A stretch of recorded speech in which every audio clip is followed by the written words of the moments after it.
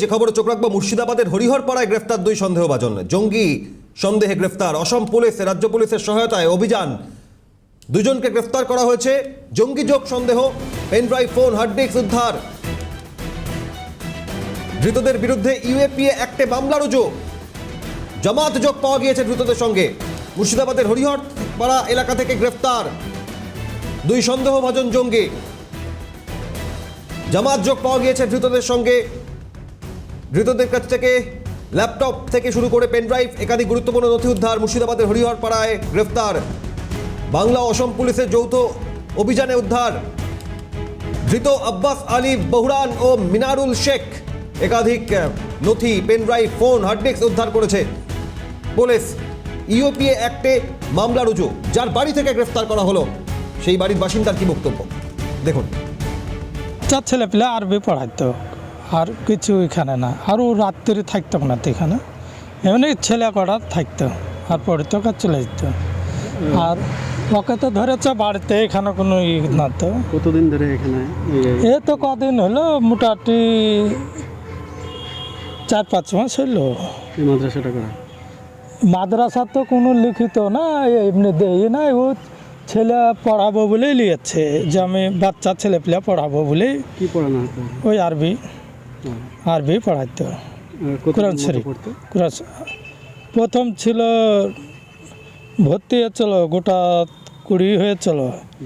দিয়ে আস্তে আস্তে এখানে ছেলে পেলে আস্তে আস্তে কমতে কমতে গোটা 4 আছে।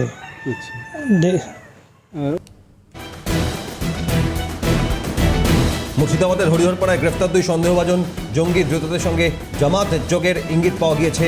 একাধিক সূত্র, ইউপিএ অ্যাক্টে মামলা রুজু। অভিরূপা সাহা আরও বিস্তারিত জানাবেন। অভিরূপা, জঙ্গিদের আঁতুড়ঘর বারংবার বাংলার বিভিন্ন প্রান্তে তাদের আস্তানা, এবার হরিহরপাড়া থেকে দুজন জামাত যোগ সন্দেহে ধৃত। কি খবর পাওয়া যাচ্ছে? আর দেখো, মিনারুল শেখ এবং আব্বাস আলী নামে এই দুই ব্যক্তিকে গত পরশুদিনে অসম পুলিশ মুর্শিদাবাদের হরিহরপাড়া এলাকা থেকে গ্রেফতার করে এবং রাজ্য পুলিশের যৌথ অভিযানে, যেটা তাদের বিরুদ্ধে খবর যে আসাম থেকে এসে পশ্চিমবঙ্গে বসে তারা দীর্ঘদিন ধরে দেশবিরোধী কার্যকলাপের সঙ্গে যুক্ত রয়েছেন এবং জামাত জঙ্গি যোগ রয়েছে তাদের। অর্থাৎ যেটা এখনো পর্যন্ত মনে করা হচ্ছে, ধৃত দুই ব্যক্তি তারা জঙ্গি কার্যকলাপের সঙ্গে একেবারে প্রত্যক্ষভাবে জড়িত। কিন্তু এই দুই ব্যক্তি অ্যাকচুয়ালি অরিজিনেটেড কোথা থেকে, অর্থাৎ তারা আদৌ ভারতের বাসিন্দা নাকি বাংলাদেশের বাসিন্দা, সেটা এখনো পর্যন্ত স্পষ্ট নয়।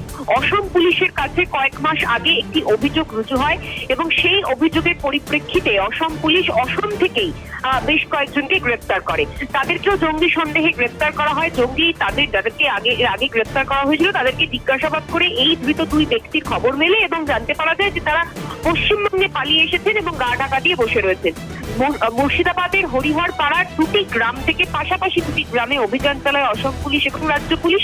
অভিযানে তাদেরকে গ্রেফতার করা হয়। হেফাজতে নিয়ে পশ্চিমবঙ্গের আর কোথাও বা কারা এই ধরনের ব্যক্তি আছেন কিনা সে বিষয়ে খতিয়ে দেখবেন তদন্তকারী আধিকারিকেরা। অভিজ্ঞ। ধন্যবাদ অভিরূপা। এই ঘটনায় দুজনকে গ্রেফতার করা হয়েছে। ধৃত আব্বাস এবং মনিরুল, তাদের পরিবারের কি বক্তব্য দেখুন। কিচ্ছু নাই, ছেলের আমার কিচ্ছু নাই।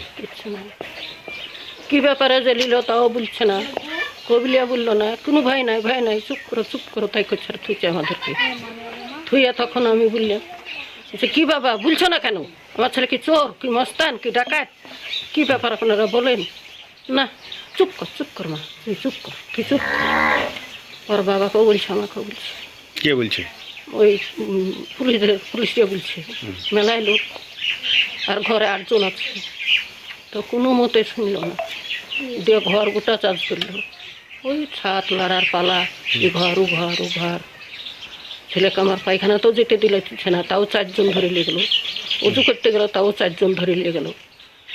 যেয়ে আমার ওই নাতনি এসে কথা বলতে লাগলো। আর ওই টাইমে ধরেন ছেলেকে দৌড়বার করে তুলে নিয়ে চলে গেল, আর থানতেই দিল না। কি কাজ করতে? মাঠে চায় না, সীমায় সাবেজিত করে, মাঠাবাদ করে, গরু ছাগল পুষে। কোথাকার পুলিশ নিয়ে গেছে ধরে কিছু জানেন? না, আমরা বলতে পারবো না কোথাকার পুলিশ। কি কেসের জন্য নিয়ে গেছে? না, কোনো কেস তো না, আমরা কি করে জানি লিখে দিলে কিছু তা। এর আগে কোনো কেস ছিল? না, ছিল না। এর আগে কোনোদিন জেলে গেছিল? কি মনে করছেন আপনারা তাহলে? আমরা কি মনে করবো বুঝতেই পারছি না কিছু লেগে ধরে লেগেছে। আমাদেরকে কিছু না বললে আমরা কোনো মাদ্রাসার সঙ্গে যুক্ত ছিল? কোনো যুক্ত ছিল মাদ্রাসা? মাদ্রাসা বলতে একটা মাদ্রাসা হাফেজের সাথে একটা মাদ্রাসা খুলবো, পড়াবো ছেলেকে, তাই বলে একটা ঘর ভাড়া করে মাদ্রাসা ওরা ছেলে নিয়ে পড়াতো। কোথায়? এই বারোপাড়া। বাড়িপাড়ায়। কার সঙ্গে? হ্যাঁ, কার সঙ্গে? এখানে আব্বাস। আব্বাসের সঙ্গে দুজনে মাদ্রাসায় পড়াতে? আমার ভাই ও বাড়িতে এমনি জল তোলার মেশিন ছাড়া কাজ করে, আর মাঠে ঘাটে কাজ করে। এই আবার এমনি শরীরে ধার থেকে খুব অশান্তিতে আছে। ও শরীরও তো জুতের না, কখন ভালো থাকে কখন অসুস্থ থাকে এরকম। আর এইসব কেস খামার কিসে থেকে কি হয়েছে ওটা প্রশাসনের লোক জানে, প্রশাসন ধরে নিয়ে গেছে। এখন প্রশাসনের রাস্তায় আমরা আছি, প্রশাসন যেটা ভাববে যেটা ভালো করবে সেটা আমরা চাইছি, সেটাই আমাদের। আপনার রাত্রে যখন বাড়িতে জ্ঞানজাম করে আমি ঘরে শুয়েছিলাম, পাশাপাশি ঘর, আমি উঠে আসলাম, তো পুলিশ আমাকে ঢুকতে দিল না। যে কী করে তুমি চেতন পেলা কিনে আসছো? তো বলছে পাশাপাশি ঘর, আমার বুড়া বয়তে বকাবকি হয়েছে, কিছু হয়েছে বলে আমি আসছিলাম, তো আমাকে ঢুকতে দেয়নি বাড়িতে। আচ্ছা আচ্ছা। বাড়িতে ঢুকতে দেয়নি, বাড়িতে ঢুকতে গেলাম খেতে দিল, ঢুকতে দেয়নি বাড়িতে। আমরা রাস্তায় দাঁড়ছিলাম, দিয়ে কিছুক্ষণ বাদ দিয়ে আমি বাড়িতে ভোর হয়ে গেছে। এবার আমি মাছ ফাতা আনতে যাই, মাছের ব্যবসা করি, মাছ আনতে যাবো, পায়খানা ফিরতে গেছি। এবার পায়খানা ফিরে আসে দেখছি আবার বলছে যে ধরে চলে গেলো। বলছে মিনাল ছেলে কেমন ছিল? ভালো ছেলে, একই সাথে মানুষ হচ্ছে, আমরা আমাদের কাছে আমাদেরকে মানুষ করছি, ভালো ছেলে, কারোর সাথে ঝামেলা নাই, কাজে নাই, কিছু নাই, ভালো ছেলে। এর আগে কোনো কেস কেমন ছিল নাকি? না কোনো কেস নাই, এর আগে কোনোদিন? না কোনো ঝামেলাও নাই, কিছু না, আমাদের কারোর নামই কেস নেই, আমাদের পুরো ফ্যামিলিতে কেস কেস পাবে না। আব্বাস আলী কি কাজ করতো? মাদ্রাসা চালু করে মাদ্রাসায় থাকতো, তাই জানি। কোথাকার মাদ্রাসা? বারোপাড়া হাটের কাছে বলে আমি তো বাড়িপাড়া হাটের কাছে। আব্বাস হয়তো এখন মাদ্রাসা খুলেছে, এটুকু শুনেছি, এটুকু জানি। কোথায় মাদ্রাসা খুলেছে? এই বারোপাড়া হাটে। বাড়িপাড়া হাটে। পুলিশ খোলায় দিকে 4 মাস হয়ে গেল মাদ্রাসা? হ্যাঁ। জি, তারপর কি শুনলেন? এই কালকে শুনছি যে আব্বাসকে ধরে লিখেছে ভোরবেলায়, তা বলছে পুলিশে।